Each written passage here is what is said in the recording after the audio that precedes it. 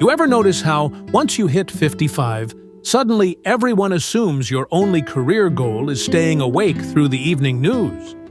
You've spent decades working, raising families, surviving traffic, microwaving leftovers, and now people think you just want to relax. Relax?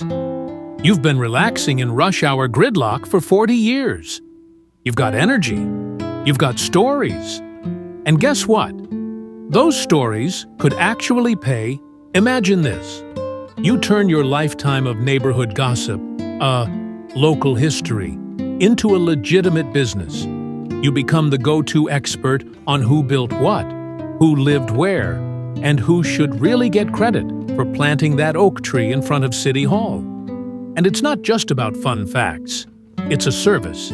I highly recommend this tour to anybody, especially anybody that's really interested in our history, and they should never be forgotten, especially the concentration camps or the extermination camps. There's people that are trying to say it never happened. Well, come here, you'll see. People will pay you to research the story of their homes, their families, their towns. You'd be like the Indiana Jones of suburban America, but with more khakis and fewer snakes. This isn't about starting a tech company or investing in cryptocurrency. This is about taking what you already know, your memory, your curiosity, your detective instincts, and turning it into something people value. Because, believe it or not, history is hot right now. Genealogy websites are booming. TV shows make celebrities cry over 1800 census records. And new homeowners are obsessed with finding out who wallpapered their guest bathroom in 1952. That's where you come in. So today, we're diving deep into how you, yes, you, can turn your local knowledge and storytelling skills into your next great career chapter. Guilderland to Cherry Valley, a new TV series focusing on the hidden history in New York, premiering on YouTube. News and ABC's Cassie Hudson is pressing play on this story. You could call Don Rittner a modern-day Indiana Jones. I've been called worse. Yes. The professor of archaeology wears many hats. He's the executive director of the Warren County Historical Society, an author of more than 50 books, and a filmmaker. And trust me, this one comes with way less Zoom fatigue. Now, why is this the perfect business for folks 55 and up? First, you've got context. You remember when the shopping mall was a field, when milk came in glass bottles, when the mailman actually knew your name. That kind of memory isn't trivia. It's marketable data. Young people think vintage means 2010 Pinterest decor. You remember the original wallpaper. You know what the town smelled like when the bakery still ran ovens. That's research gold. And then there's patience. Young folks search Google once, don't find the answer, and give up. You'll dig through church records, city archives, microfilm, and 3 librarians before quitting. You treat it like a treasure hunt. You've also got integrity. I really hope that people just, if nothing else, just sort of dip their beak into local history a little bit and kind of maybe develop an interest enough that would inspire them to go pick up a book, because that's really bite-sized history, and that was sort of the idea. It'll get you started. Right, and it's good for all ages to start reading, and you can always look up, see what happened on your birthday. Doesn't everybody love that? Yeah, right. What happened on my birthday? What happened on my birthday? Yeah, very good. You don't make things up.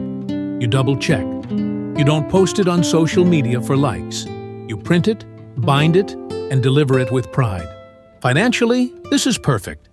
The startup cost is practically zero. You've already got a computer, maybe even a magnifying glass, which, let's be honest, doubles as both research equipment and vision aid. You don't need a storefront. You just need curiosity, coffee, and a comfortable chair. And the emotional payoff? Immense. This isn't soulless work. You're reconnecting families with their past. You're preserving stories that might otherwise vanish. Every report you deliver could become a treasured keepsake, passed down for generations. How many jobs let you do that from your kitchen table? But here's the twist. This isn't just nice. There's serious demand out there for exactly what you already know how to do. Really, every part of the history of New York really goes back to the map. New York exists where it does, and as this great city of connection, because it is situated at the confluence of two important geographic elements for trade. If we look at this map here, and specifically at the insert in the top left first, we can see that 1, New York sits at the bottom of a major river, the Hudson River, which stretches all the way up New York State into the heart of New England. Let's talk demand. Genealogy isn't a niche anymore. It's practically a national pastime. Family search, ancestry, MyHeritage, they're pulling millions of users. Entire industries are popping up around people wanting to know, who was I before I was me? It's wild. And you, with your gray-haired wisdom and library card, are perfectly placed to help them. Think about it. New homeowners are obsessed with house history. They want to know if their house was built by a Civil War veteran or if the attic ghost is just a raccoon. Real estate agents love this stuff. It adds emotional value. They'll actually pay you to research it. Then there are families who've always meant to trace their roots, but never got around to it. They'll pay someone who knows how. Well, here to share some cool Southern history is Christina Butler, historian at Butler Preservation. She's also professor at the American College of the Building Arts. And we're also joined by our good friend, Catherine Pemberton, museum director at the Powder Magazine Museum. Ladies, welcome. Thank you. Love talking about Charleston history, American history, of course, but specifically what's happened on these fair grounds that we now live on today. So tell us about the significance of this particular time period 244 years ago. And the beauty of this niche? You can do it from anywhere. You can research from your living room in Ohio for a family in Arizona. The internet made history remote-friendly. Plus, local history groups, museums, and senior centers often pay for guest speakers. You tell a few stories about the old mill or the legendary ice cream shop. Suddenly, you're the star of the Rotary Club. What's really exploding is storytelling. People don't just want facts. They want narratives. They want a hero, a struggle, a twist. You can turn "My great-grandfather worked in a factory" into "My great-grandfather helped build the American dream." And you don't need a fancy degree to start. You just need curiosity, persistence, and charm. But before you start charging for your life story, let's make sure you've got the right tools. Across the country, as well as here in the North Country, historians are commemorating the 250th anniversary of our nation. And that recently included a talk from historian Art Cohn here at the Memorial Chapel on the former Plattsburgh Air Force Base on the invasion of Quebec in 1775. It was led by one of the little-known heroes of the Revolutionary War, Richard Montgomery. Cohn says George Washington chose Montgomery and Benedict Arnold to lead the Continental Army's invasion into British-occupied Quebec, defeating the British at Saint-Jean, Chambly, and Montreal. Here's the great part. You already have the skills. You know how to talk to people. You know how to ask questions. You can actually write full sentences without emojis. That's rare these days. Start by sharpening your detective instincts. Visit your local library's history section. Ask the archivist for access to old maps, newspapers, and tax records. Learn how to navigate free resources like the National Archives, Family Search, and even Google Earth Pro. Mix old-school digging with modern tech, and get familiar with digital scanners and genealogy software. They'll make your reports shine. You also want to organize like a pro. Keep folders by family, street, or decade. Nothing says professional like finding documents before the coffee gets cold. Then, start small. Research your own house. And I'm also the host of The Local Historian. and on today's episode we're going to be discussing this heartwarming mural dedicated to Sanford's very first pediatrician, Dr. Mary Margaret McLeod. Let's jump into it. Dr. Mary Margaret McLeod was born in Sanford, North Carolina in the year 1910. Now, being born and raised in Sanford, North Carolina, she obviously graduated from Sanford High School. However, she did graduate being valedictorian of her class. With the strong focus of education, she continued her pursuit of knowledge by graduating from UNC Chapel Hill with an Associates of Science degree, and later graduating from Vanderbilt University with a medical doctorate's degree. Build your own family tree. Use these as portfolio samples. Post them on social media or a simple website. Because nothing builds trust like, here's what I did for me. Costs? Minimal. A few database subscriptions, printing supplies, and maybe a good pair of reading glasses. You can start for less than a nice vacation, and you won't have to leave town. This is the kind of startup where you can literally say, my headquarters is next to the refrigerator. Once you've got the tools, you need to decide what to offer and how to price it. That's where most people stall, but not you. You've been budgeting since gas was 35 cents. So let's build your actual service. This is where the fun begins. Your niche? Because you can't be everything history. You want a clear identity. Maybe you're the house history detective. Before we gather to celebrate Juneteenth with food, and music, and community, it's important to understand why behind this significant moment in American history. Storyteller and historian Donna Washington joining us now with a deeper look at the history and the meaning of Juneteenth. Welcome to the program. So happy to have you here. Thank you. I appreciate being here. So as a storyteller, what's most important for you to convey when you're telling the story about Juneteenth? Or the family story specialist, or the neighborhood nostalgia consultant. Give it flair. People remember catchy titles. Pricing? Keep it simple. Hourly for small jobs, flat fee for bigger projects. For example, $150 for a house history summary, or $300 for a family tree with documentation. Want recurring income? Offer a subscription newsletter. Your town then and now. People love a monthly blast of nostalgia. Marketing? You don't need billboards. Partner with real estate agents. They want stories to sell houses. Join historical societies, attend community events, leave brochures at libraries. Even post on Facebook groups like Remember Our Town When. Instant credibility. Want to sound more official? Build a simple website with a few before and after photos. Today we would like to showcase our most prized antiquity here at the museum. Our local historian, John Litsky. Good morning. Thank you, Kathy. As she said, this is the Local History and Museum Center, and we're in the lower level of the basement, or lower level of the library. The library was built in 1987, but the library basement was not finished off until 2007, 2008. It's like this house in 1950 looked like this, and now it's a brewery. People eat that stuff up. The goal is to become the first person they think of when they hear history. Now, you might hit some bumps. Maybe you don't get your first client right away. Maybe someone says, "Who needs that?"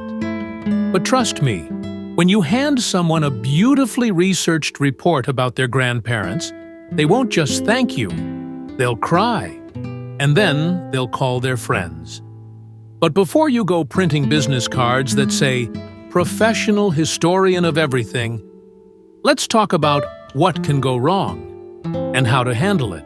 All right, so it's not all smooth sailing. Some clients will say, "My great-uncle was a pirate," and you'll have to gently break it to them that he was actually a bookkeeper in Cleveland. Managing expectations is part of the job. Male leisure, therefore, had already become heavily associated with sport and the pub. A nice warm place at the end of the day where you could finally take the weight off your feet. A heated place where you could finally warm up. Get yourself a good drink and sit with your mostly male They were inviting places as far as most working class Victorians were concerned, and they were everywhere. Then there's the technical side. New software, digital records, scanning. It can be intimidating. But remember, you learned to use the VCR, didn't you? This is just the 2025 version. Another challenge? Time. Genealogy research can take hours. That's why you price properly. Don't sell yourself short. Your time has value. If you spend 6 hours in a library, that's 6 hours of expertise. Also, clients sometimes vanish mid-project. Always get a deposit. Not because you don't trust people, because you've met people. Competition exists, sure. But you bring something they don't. Authenticity. You can look someone in the eye and say, "I've lived here 50 years. That's credibility you can't buy. Plus, you know the shortcut to the county clerk's office. It does. And the museum will be open, so please come and check that out. It's amazing. We've got two separate, we have the main museum and the annex, so it's you get to see a little bit of our history, not just Camp Roberts, but it's our history, because we're here and we're a part of it, our community history. That alone is worth money. Keep learning. Attend local history seminars. Watch YouTube tutorials. Stay curious. The goal is to build a reputation so solid that people say, if you want the truth about your house, call them. And once you've got momentum, you can expand into bigger, brighter things. Expansion is where this gets really fun. Start hosting local history walking tours. See that corner? That's where the first telephone booth was installed.